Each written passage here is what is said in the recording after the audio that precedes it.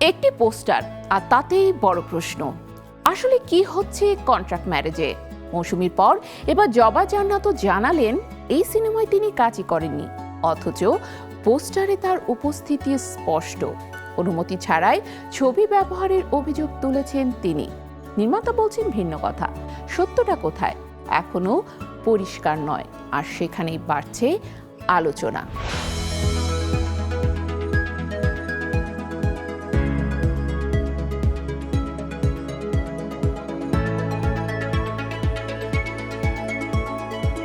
Poster প্রকাশের পর থেকেই যেন অদ্ভুত এক ধোঁয়াশা, কে আছেন কে নেই আর আসলে কি তৈরি হচ্ছে। কন্ট্রাক্ট ম্যারেজ ঘিরে এই রহস্য এখন শোবিজ অঙ্গনের সবচেয়ে আলোচিত বিষয়। নির্মাতা হাসান জাহাঙ্গীরের ঘোষণার পর থেকেই সিনেমাটা নিয়ে বিতর্কের শেষ নেই।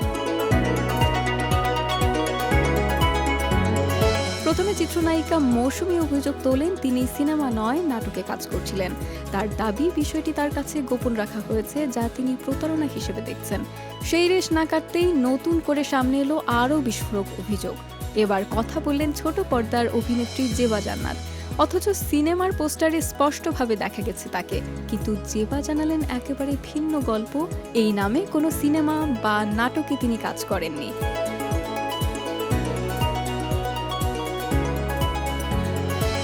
নিজের ফেসবুক পোস্টে জেবা জানান বন্ধুদের কাছ থেকে প্রথম তিনি কন্ট্রাক্ট ম্যারেজ সিনেমার পোস্টার দেখেন, এরপরই তৈরি হয় বিভ্রান্তি।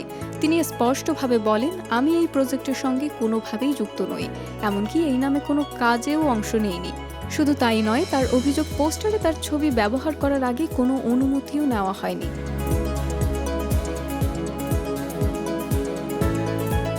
জেবার ভাষ্য অনুযায়ী অনেক দিন আগের একটি ধারাবাহিক নাটকে তিনি হাসান জাহাঙ্গীরের সঙ্গে কাজ করেছিলেন।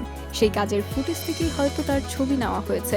যদি সেটাই সত্যি হয়, তাহলে প্রশ্ন উঠেছে নাটকের ফুটেজে কিভাবে সিনেমা ব্যবহার হলো, আর সেটি কিভাবে সেন্সরের অনুমোদন পাচ্ছে। এই অভিযোগের বিষয়টি জানতে চাইলে নির্মাতা হাসান জাহাঙ্গীর সরাসরি কিছু না বলে বিষয়টি এড়িয়ে যান। তার দাবি, পোস্টার প্রকাশের পর ট্রলের শিকার হওয়ায় জেবা জান্নাত এমন বক্তব্য দিচ্ছেন। তবে জেবা আসলে এই সিনেমাটিতে অভিনয় করেছে কিনা সে বিষয়ে তিনি স্পষ্ট করে কোনো উত্তর দেননি।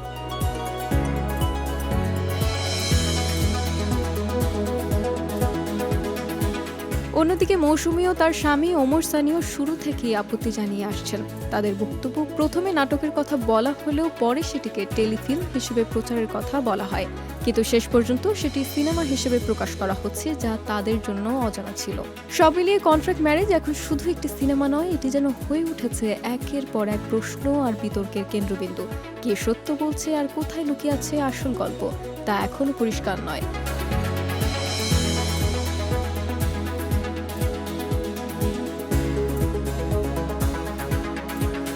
15ই মে মুক্তির ঘোষণার আগেই এই রহস্য কি উন্মোচিত হবে, নাকি পর্দা ওঠার পরই সামনে আসবে আসল সত্য, সেটাই এখন দেখার অপেক্ষা।